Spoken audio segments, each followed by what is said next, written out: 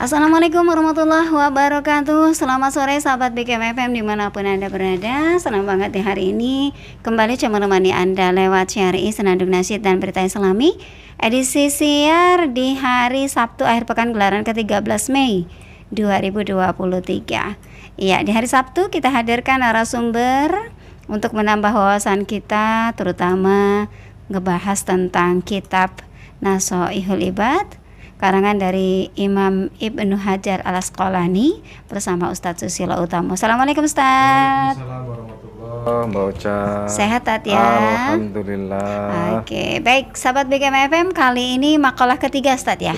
Ketiga lanjutan dan babnya bab kelima ya. Baru ketiga sahabat BKM FM. Tapi mudah-mudahan sedikit demi sedikit ilmu yang kita dapatkan itu sangat bermanfaat untuk kita ya.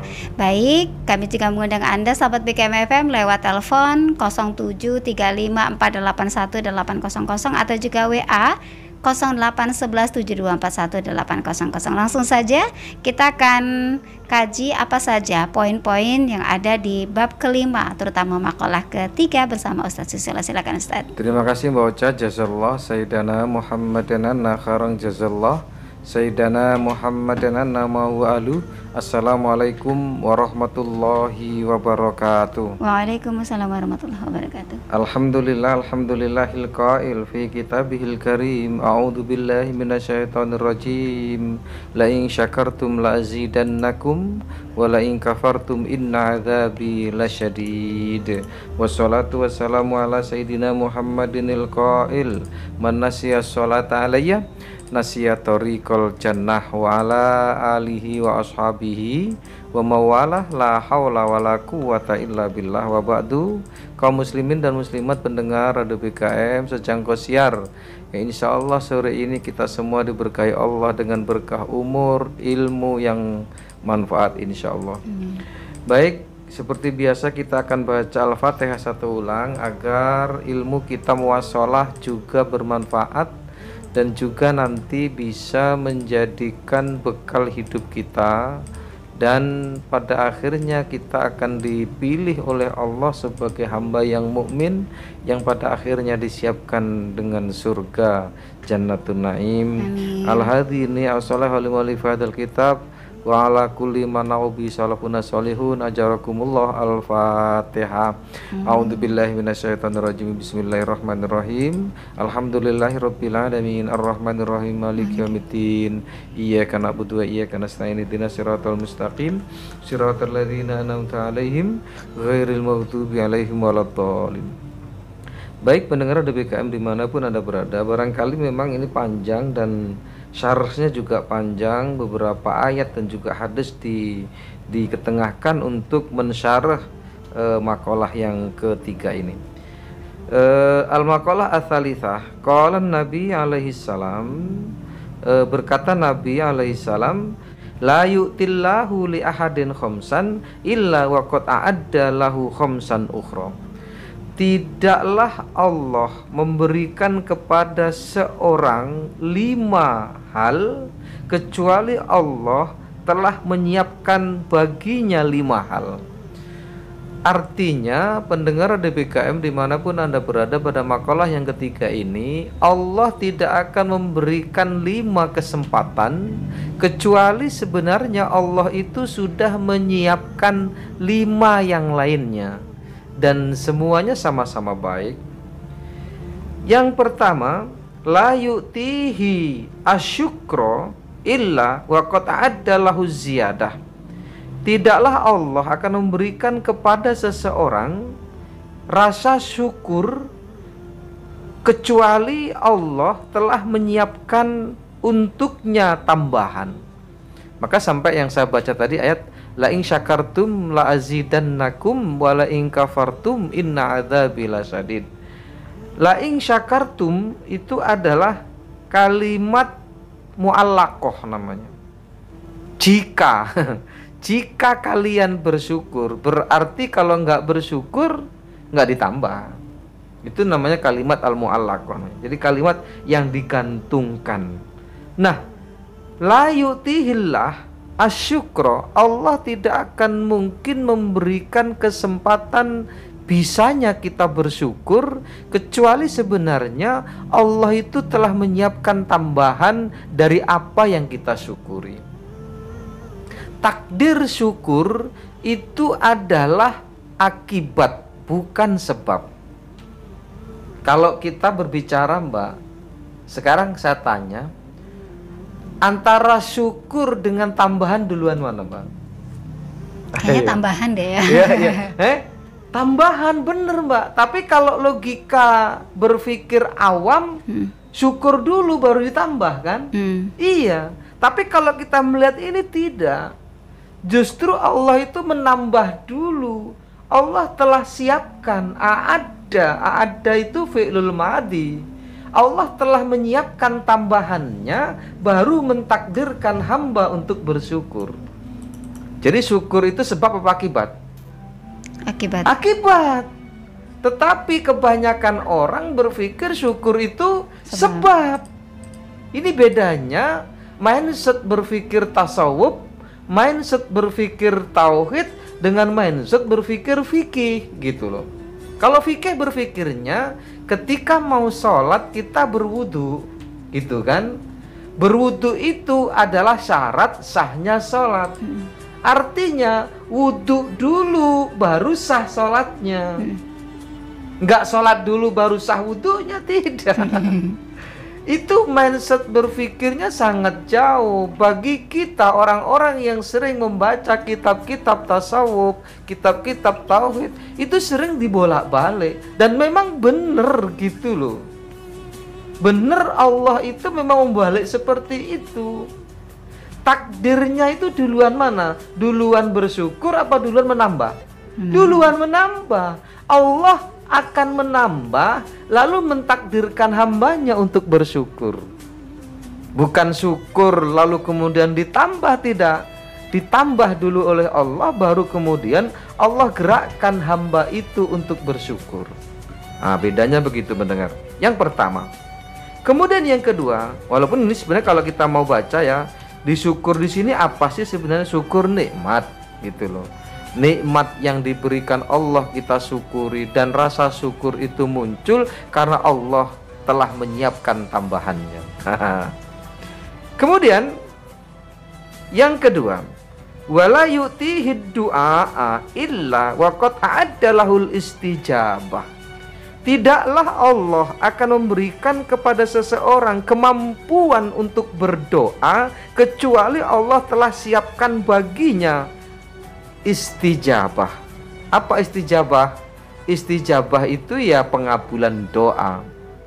Allah telah kabulkan nih doa. Misal kita nanti malam akan berdoa minta rezeki yang banyak. Allah sebenarnya sudah mempersiapkan rezeki yang banyak itu, baru kemudian takdir Allah muncul di dalam seseorang ini. Ringan dia beribadah, ringan dia malam hari bangun, dan ringan dia berdoa kepada Allah. Allah mentakdirkan dia punya mobil tahun ini, maka Allah akan mentakdirkan orang ini mudah berdoa meminta mobil itu. Seperti sudah ada takdir kan? Sudah ada takdirnya. Istijabah itu sudah ada. Karena sudah tertulis dalam lauh mahfuz ya. Jadi manusia itu hanya menjalankan saja, Mbak. Gitu loh. Jangankan kok hadirnya saya hari ini, hadirnya pendengar mendengarkan radio, daun yang jatuh di malam hari pun sudah ada takdirnya. Ini kalau sudah berbicara hal-hal demikian, maka seakan manusia tidak ada usaha lagi kan begitu ya. Tidak demikian, nanti ada juga kajian-kajian tentang bagaimana manusia itu ditugasi juga untuk berusaha. Kalau kita membaca kalimat-kalimat begini kadang, oh iya ya bener ya, ya tapi kadang bergejolak juga dalam hati ini. Tetapi insya Allah begitu banyak kita nanti membacanya, mendengarkan kalimat-kalimat yang seperti ini, akan terbiasa mendengarkannya, dan kemudian kita bisa memahaminya dan kemudian meyakininya bahwa hal demikian terjadi benar gitu. Itu istijabah. Dan Allah berfirman, ud'uni astajib lakum. Berdoalah kepadaku maka aku akan ijabah. Ijabah itu berarti aku akan beri. Nah, beri sesuatu yang engkau minta. Terus ada lagi doa di sini. Allahumma inni as'aluka nafsan mutmainnatan tu'minu biliqaika wa tardo biqadaika wa taqna'u bi'ataika. Ini usaha ya, usaha kita sebagai seorang muslim disunahkan untuk berdoa agar apapun yang menjadi qadanya Allah kita bisa menerimanya. Dan doa ini bisa dibaca kapan saja pendengar bisa merekamnya. Kalau pengen menghafal doa ini, pendengar bisa membuka HP lalu kemudian direkam kalimat yang akan saya baca.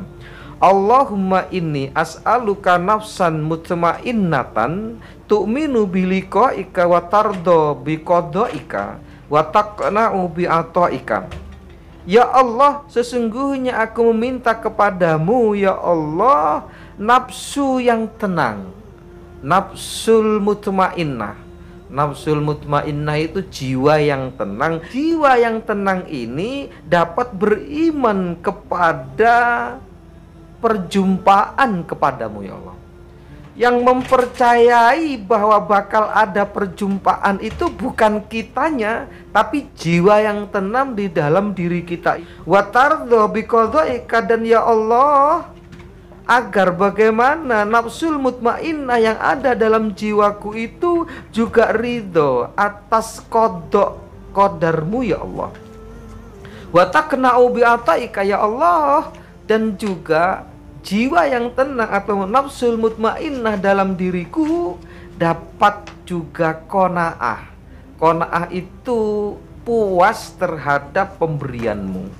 Ini usaha kaum muslimin pendengar DBKM dimanapun Anda berada, agar kita tetap dalam track of syariah, dalam koridor di mana kita saat berdoa dan kemudian sebelum kita berdoa, ijabah itu sudah Allah takdirkan untuk kita. Kemudian yang ketiga, wala yu'tihil istighfara illa wa qad a'adda lahul ghufrana. Dan tidaklah Allah memberikan istighfar, mampunya kita beristighfar di malam hari, dimudahkan oleh Allah untuk bangun malam kemudian meneteskan air mata karena penyesalan yang dalam akibat dosa-dosa yang kita lalui hari ini.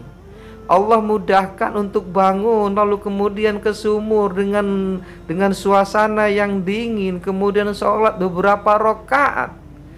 Allah takdirkan dimudahkan untuk mendengar desiran-desiran angin malam yang membangunkan kita, lalu kemudian bermunajat kepada Allah, beristighfar kepadanya, illa kecuali waqad adallahul ghufran, kecuali Allah sebenarnya sedang dan sudah menyiapkan ampunan itu kepada hambanya.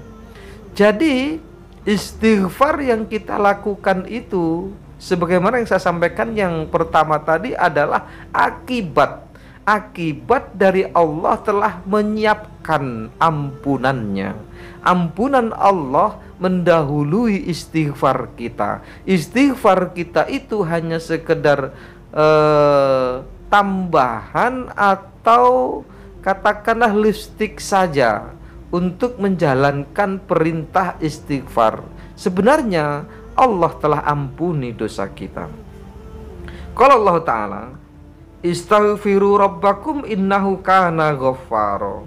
Beristighfarlah kepada Tuhanmu, sesungguhnya Dia adalah Zat yang Maha Pengampun.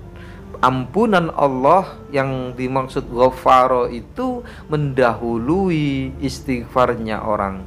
Jadi ampunan Allah itu lebih banyak dan lebih agung dibandingkan dengan dosa manusia. Ampunan Allah itu lebih luas, seluas samudra, sementara dosa manusia paling hanya sekedar seonggok gunung atau bukit saja. Insya Allah ampunan Allah lebih luas dibandingkan dengan dosa-dosa manusia. Pendengar DPKM dimanapun Anda berada. Lalu kemudian di dalam hadis yang lain, ruwiya annahu sallallahu alaihi wasallam qol, diriwayatkan sesungguhnya Rasul Muhammad sallallahu alaihi wasallam bersabda, lau akhtatum hatta tablughu khotoyakumus samaa. Seandainya kalian bersalah dan punya dosa sampai dosa dan kesalahan kalian itu memenuhi langit, saking banyaknya dosa yang kita lakukan, saking banyaknya kesalahan yang kita lakukan, baik kesalahan itu dengan Allah ataupun dengan manusia ataupun dengan diri kita sendiri, memenuhi langit lah kesalahan itu, dosa kita itu. Tsumma tubtum, kemudian kalian bertobat, lataballahu alaikum, sungguh Allah akan menerima dan memberikan taubat itu atas kalian. Di sini ada lamut takkid, lataballah. La itu bukan la, lanya bukan la panjang. Kalau la panjang itu artinya tidak, tapi kalau lanya pendek lalu dihubungkan dengan kalimat sesudahnya berupa fi'lul madhi, maka maknanya adalah sungguh benar-benar Allah akan mengampuni dosa yang sudah memenuhi langit dan bumi itu. Rawahu Ibnu Majah. Selanjutnya yang keempat, wala yutihi taubata illa wa qad addalahul qabul. Tidaklah Allah memberikan kemampuan kepada hamba bertaubat kecuali Allah telah siapkan penerimaan dari taubat itu. Ingat di dalam sebuah hadis yang diriwayatkan oleh yaitu Ad-Dailami, di sini disebutkan maktubun haulal arsy qabla an tukhlaqad dunya, telah tertulis di sekitar arsy sebelum diciptakannya dunia, bi arba'ati alafin amin, 4.000 tahun. Nah itu. Jadi sebelum 4.000 tahun itu sudah tertulis di sekitar arsy-nya Allah itu tulisan, wa inni laghafarun liman taba wa amana wa amila solihan tsumma tada.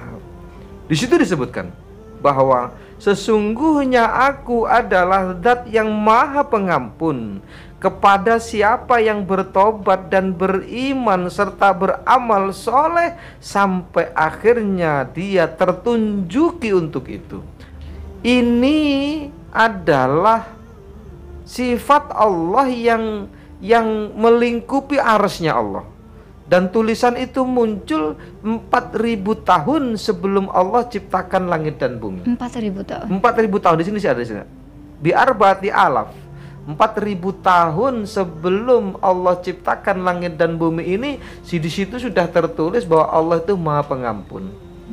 Artinya sebelum ada manusia, sebelum ada malaikat, sebelum ada jin, sebelum ada ibrit, sebelum ada yang lainnya, sebelum ada alam raya ini, Allah telah menyatakan dirinya adalah zat yang Maha Pengampun. Dan ampunannya Allah itu mendahului segalanya, dan ampunan Allah itu lebih besar dari segalanya. Di situ membayangkannya.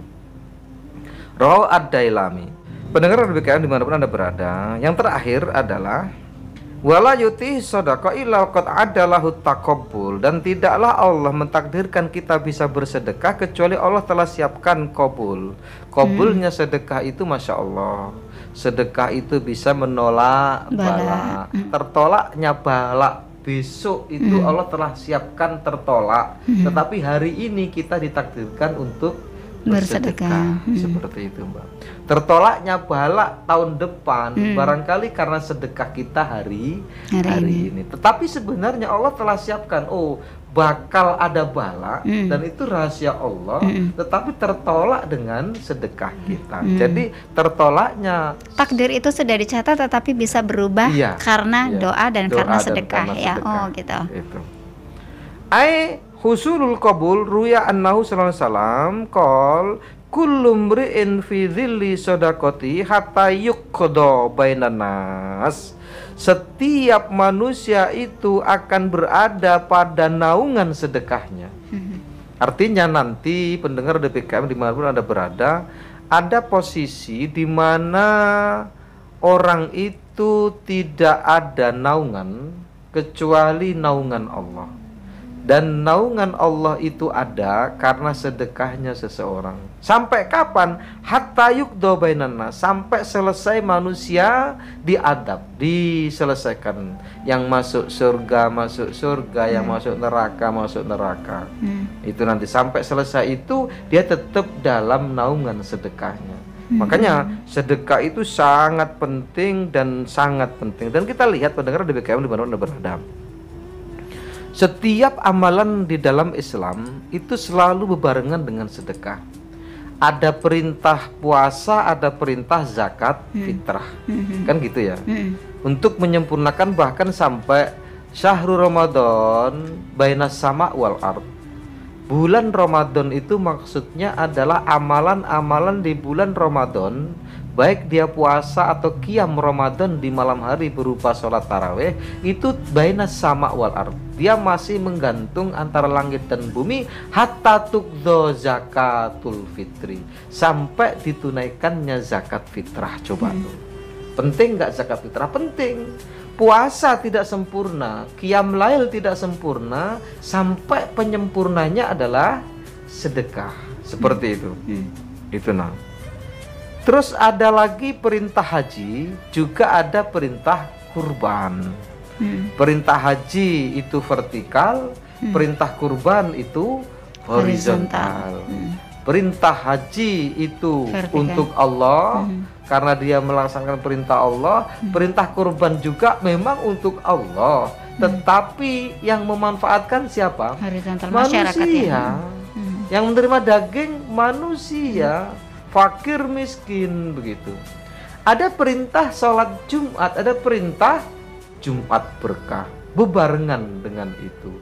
Ada perintah sholat aqimus sholah wa atuz zakah. Dirikanlah sholat. Itu kemana? Vertikal. Lalu ada perintah zakat. Dan zakat ini maksudnya bukan zakat fitrah, artinya adalah zakat mal. Ketika kita punya harta yang sudah cukup dengan nisab, maka berkewajiban memberikan 2,5%-nya untuk fakir miskin. Dan selalu begitu pendengar. Makanya di sini kulum mri'in fi dhilli shadaqatihi. Dan setiap manusia itu akan berada di naungan, di dalam naungan sedekahnya. Sampai kapan? Sampai sudah tidak ada lagi adab. Seperti itu. Kemudian selanjutnya, ruwiya annahu sallallahu alaihi wasallam maqal, diriwayatkan dari Nabi sallallahu alaihi wasallam, ia bersabda, "Ma min abdin tasaddaqa bi sadaqatin yabtaghi biha wajhallah." Tidaklah seorang hamba bersedekah dan sedekahnya itu mengharapkan wajah Allah. Artinya dia tidak ria, dia tidak ingin dipuji, dia tidak sum'ah, dia juga tidak ingin mendapatkan balasan dari sedekahnya. Ini berarti dia yabtaghi biha wajhallah. Illa qala, kecuali Allah akan berkata kepadanya, "Abdi rojautani walan ahkiroka, haramtu jasadaka alan nar wadkhul min ayyi abwabil jannah syi'ta." Hambaku, kata Allah, kesayanganku, gitu kan, engkau telah mengharapkan aku dalam setiap sedekahmu, maka aku tidak akan pernah menghinakanmu. Lan itu tidak akan pernah, bukan bukan lam tapi lan. Lan itu artinya tidak akan pernah. Tidak akan pernah menghinamu, kata Allah. Haramtu jasadaka alan nar, dan aku haramkan jasadmu atas neraka. Wadkhul min ayyi abwabil jannah syi'ta, dan masuklah ke dalam surga dari pintu yang engkau kehendaki. Bayangkan tuh. Jadi ternyata dari sedekah ini, di samping ada hadis yang lain seperti idza shallatil mar'atu khamsaha, Jika seorang perempuan itu sholat 5 waktu, wa shomat syahroha, dan puasa Ramadan saja, wa ta'at zaujaha, dan juga dia taat kepada suaminya, wa hafidhat farjaha, kemudian dia menjaga kehormatannya, kemaluannya, kilalaha, kemudian dikatakan kepadanya, udkhul jannata min ayyi babin syi'ti, masuklah ke dalam surga dari pintu yang engkau kehendaki. Ternyata ada juga hadis lain tentang sedekah.